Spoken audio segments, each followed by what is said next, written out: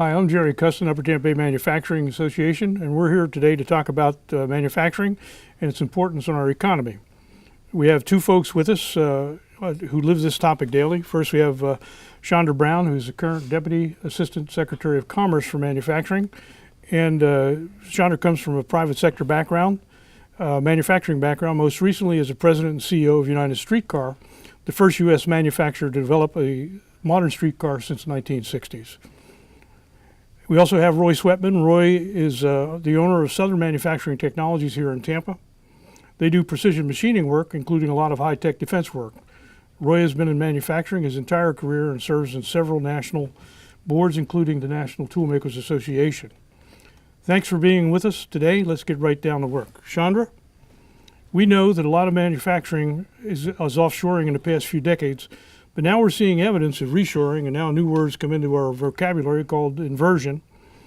How does the administration see the importance of manufacturing in our country, and what's being done to preserve and enhance our posture in that industry? Well, this administration thinks manufacturing is absolutely critical to the future health of our economy. We know that manufacturing is important to the middle class and it's important to the future success. And there's a wide variety of programs that we are currently working on and a lot of new initiatives that have come out in this administration because we realize the importance of manufacturing to the future health of the United States.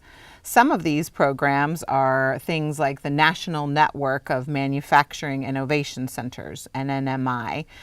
We have 4 National Network of Manufacturing Institutes set up.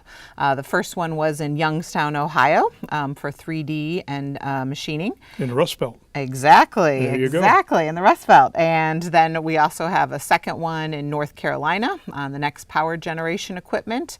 A third one is doing digital work in Chicago. And then lightweight metals in Detroit. So those are 4. The president would like to roll out many more of these institutes. We think they're critical to bring together the innovation in manufacturing that we are famous for in the United States. We are the most productive workforce, we are the most innovative, and we need to keep those strengths as we compete in a global economy. As is often said, we want to make it here, build it here, and then ship it everywhere because we know we have the highest quality products and the best work. Another example of something new that we've been doing in this administration, and this goes across 11 federal agencies, and that's the Investing in Manufacturing Communities Partnership. We've just rolled out, I believe this last May, Secretary Pritzker rolled out the first 12 communities that won across the United States, but we're going to have more. There's going to be another round coming up. So that's another area where we're looking at manufacturing as a community, and a community means, you know, small manufacturers, big manufacturers, the education, the nonprofits, the trade associations, all have to come to work together to make our manufacturing centers all around the United States be vibrant. Another initiative, we have Select USA. So a program, the United States is the best place to invest in the world. We know that. The data and statistics uphold that. So we want to say we are open for business. The United States looks forward to continuing to attract high quality manufacturers who are indeed reshoring, onshoring. As a previous manufacturer myself who's reshored jobs when we built the streetcar, this is not just a phenomenon. This is a great thing that's happening in the United States as we have this, hopefully continued resurgence of manufacturing jobs here. And it's for a wide variety of reasons. A lot of people ask me, like, why are we bringing manufacturing jobs back? Why is this coming back into our country? And I said, well, yes, the low cost of energy is one piece of it. We've been blessed with an abundance of natural resources in this country. And so it's great that we are becoming a very energy independent country. But there's a lot of other reasons, from our intellectual property, our political stability, our innovation, our incredible universities, our wonderful infrastructure. So there's a lot of reasons that go into why we are the manufacturing, I would say, center of the United States, we are the manufacturing center of the world, and why I think the United States in particular continues to remain incredibly competitive when it comes across manufacturing issues. Super. Well, your passion for that streetcar could have been named Desire. It sounds like. Yeah. But we got Roy over here, and that sounds like some really great stuff, doesn't it, Roy? And but I have worked with manufacturers the past couple of years. I know you guys are from Missouri and need to show me. So, from your perspective as an owner, what do you see as the most important issues that we need to address to keep our manufacturing base healthy and to grow it?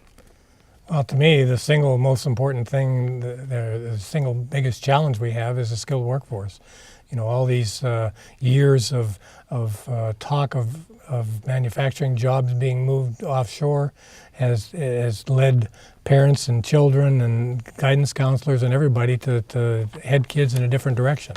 They've been told that the only way to be successful is to have a 4-year university degree, and you know, a lot of the young people don't belong in college. They like to work with their hands. They'd be better off doing that. They wouldn't get the debt, and we have a lot of jobs that are just going wanting because of lack of skilled people. So, you know, there's a lot of initiatives going on in this area and around the country, you know, from apprenticeships and German skills initiatives and manufacturing academies, and, you know, there is a lot of money from the federal government in forms of various programs and grants that are helping with the training. And but we have a big hole to fill, because it's been too many years that it hasn't taken place. You know, the kids haven't been trained. Tomorrow is Manufacturing Day. You know, that's a celebration of manufacturing. There's 1,500 tours and manufacturing companies around the country opening up their doors. We had Gaither High School in today for a tour. Tomorrow we have Eastlake High School and Davidson Middle School in. Next week we have Buchanan Middle School and Robinson's Aviation Academy. And so we're trying to get the word out that for young people to see that there are nice careers, that the manufacturing that is thought of as dark and dirty and dismal is completely different. We're very high tech, very all computer controlled, and so the kind of people that we need are much higher skill level than what they used to be years ago. It's not an assembly line like what a lot of people think of as manufacturing. So we just got to get the kids interested again and rebuild. And it sounds like from the national level, we're making those investments to help make that happen. I got one kind of summary question here, and as an association, we have 4 major focus areas. The first one is exactly what you said, Roy, and of course you're on our board, so you know that, and that's working to develop a sustainable world-class workforce. But we're also pushing for innovation and opening new markets, and particularly overseas markets. We think that's very important. And foreign trade opportunities. The third thing we want to do is advocate for improved business practices across the line with our manufacturing base, particularly our small manufacturers, that they stay current with management techniques and things of that nature. And the fourth thing we want to do is really improve access to capital and incentives. Are these the proper issues that we should be focusing on as an association? And how do you see this comparing with what you see nationally? Well, I think those are some great things to focus on, and I do think they tie into what's happening on some national trends. Workforce is absolutely critical, as Roy said, and that's one of the reasons why I'm here, is out to support National Manufacturing Day to increase the perception of manufacturing. And so I think workforce is absolutely critical. In fact, at the United States Department of Commerce, we weren't ever really doing things with workforce in the past. So again, you ask about changes, what's new. And when Secretary Penny Pritzker went out on the road, and her and I both do many manufacturing roundtables and listening sessions, workforce was one of the #1 issues that came up. So we decided at the United States Department of Commerce, we are also going to be involved in workforce because it's critical to our future. Exactly. So I guarantee you we are hearing that around the country. So you are right on. And then the other I would like to focus on is definitely the trade issue. companies that export survived and still grew during the recession, while companies, for example, that didn't export did not. And so we know that, we must be getting these incredible American-made products, out. I spend a great deal of my time on travel, and a lot of times going overseas, knocking down trade barriers and working on promotion, advocating, for U.S. companies and the incredible products that we have. And so we know in this global marketplace, we have to be competitive. And again, I think there's great resources at the United States Department of Commerce and the U.S. government as a whole to help with this trade and export issue. You have an incredible export assistance center, which I know a lot of people here have worked with right here in Tampa. And we have those in over 100 cities across the United States. We've got a great port and airport. We've got a research university to drive that innovation. So you have it all. We have it. We think we do. We just need to capitalize on it. What do you think, Roy? No, I agree. Those are definitely the things to be working on. And, as long as we can solve the workforce issue, all the rest of them will fall into place. Well, thank you, Chandra and Roy, for your time. I know you're very busy, and appreciate you coming down here to see us in Tampa Bay. Absolutely. It's a pleasure. I'm looking forward to touring some manufacturing facilities tomorrow, including Roy's. Yep, we'll be there with you. Excellent. Okay. Thank you. Thank you. Jerry.